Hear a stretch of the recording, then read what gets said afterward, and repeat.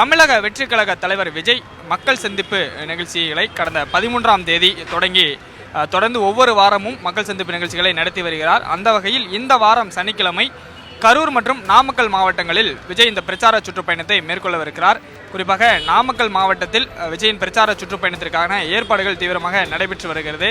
நாம் பார்க்கக்கூடிய இந்த இடத்தில், அதாவது KS திரையரங்கம், நாமக்கல் மாவட்டத்தில் KS திரையரங்கம் என்கிற இடத்தில்தான் அருகில் இருக்கக்கூடிய சாலையில் விஜய் உரையாற்றுவதற்கு அனுமதி அளிக்கப்பட்டிருக்கிறது.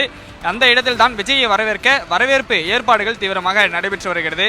சாலையின் இருபுறங்களிலும் தமிழக வெற்றிக் கழக தலைவர் விஜயை வரவேற்பு பேனர்கள் வைக்கப்பட்டிருக்கிறது. இந்த இடத்திற்கு விஜய் எப்படி வருகிறார் என்று கேட்டால், நாளை சென்னையிலிருந்து விமானம் மூலமாக திருச்சி வரக்கூடிய விஜய் அங்கிருந்து சாலை மார்க்கமாக நாமக்கல் வருவார் என்று சொல்லப்பட்டிருக்கிறது. அதாவது ஏற்கனவே 2 முறையும் திருச்சி விமான நிலையத்துக்கு சென்றுதான் அந்த மக்கள் சந்திப்பு நிகழ்த்தக்கூடிய இடங்களுக்கு சென்றிருந்தார். இம்முறையும் தற்போது வரை கிடைத்துள்ள தகவலின்படி திருச்சி விமான நிலையத்தில் வந்து அதன் பிறகு அங்கிருந்து சாலை மார்க்கமாக நாமக்கல் வருவார் என்று தகவல் சொல்லப்பட்டிருக்கிறது. சேலம் வந்தால் இன்னும் அவருக்கு நாமக்கல் அவர் உரையாற்றக்கூடிய இடமானது தூரத்தை பொறுத்தவரை சற்று திருச்சியிலிருந்து வருவதை விட சேலத்திலிருந்து வருவது பக்கமாக இருக்கும். இடைவெளி குறையும். திருச்சியிலிருந்து நாமக்கல் உரையாற்றக்கூடிய இடத்திற்கு 91 கிலோமீட்டர் தூரம் அவர் பயணிக்க வேண்டிய தேவை இருக்கிறது. அதே சேலத்திலிருந்து அவர் வந்தால் 70 கிலோமீட்டர் பயணித்தால் போதும். ஆனால் தற்போது வரை கிடைத்துள்ள தகவலின்படி அவர் திருச்சியிலிருந்து தான் நாமக்கல் வருகிறார் என்று சொல்லப்பட்டிருக்கிறது. அதன்படி அவர் திருச்சியிலிருந்து வந்தால் 91 கிலோமீட்டர் அவர் பயணித்து இந்த பிரச்சாரம் செய்யக்கூடிய இடத்தை அவர் வந்தடைய வேண்டிய தேவை இருக்கிறது. வருகிற வழியில் 4-5 இடங்களில் விஜய்க்கு வரவேற்பு அளிக்க ஏற்பாடு செய்யப்பட்டிருக்கிறது.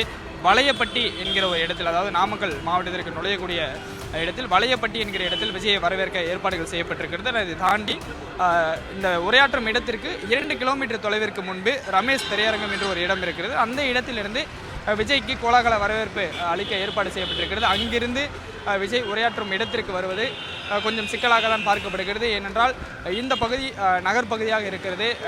இதில் அவர் கடந்து இந்த உரையாற்றும் இடத்திற்கு எவ்வளவு நேரத்தில் வந்தடைவார் என்ற ஒரு கேள்வியானது எழுகிறது. ஏனென்றால் கடந்த 2 முறையும் திட்டமிட்ட நேரத்திற்கு விஜயால் அந்த இடத்திற்கு செல்ல முடியவில்லை. விஜய் உரையாற்றக்கூடிய இடத்திற்கு செல்ல முடியவில்லை. நாகப்பட்டினத்தில் காலை 11 மணி அளவில் விஜய் உரையாற்ற திட்டமிடப்பட்டிருந்தது. ஆனால் 1:30 மணி அளவில் தான் அந்த இடத்திற்கே அவரால் வந்தடைய முடிந்தது.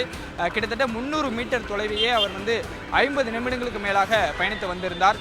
தற்பொழுது ஒரு 2 கிலோமீட்டர் தொலைவு தீவிரமான நகர்ப்பகுதியாக இருக்கிறது. அதற்கு முன்பு வரை பைபாஸ் சாலையாக இருந்தாலும் இந்த 2 கிலோமீட்டர் தொலைவை விஜய் கடந்து எவ்வளவு நேரத்தில் கடந்து வருவார், இந்த தூரத்தை எப்படி கடப்பார் என்ற ஒரு கேள்வி எழுகிறது.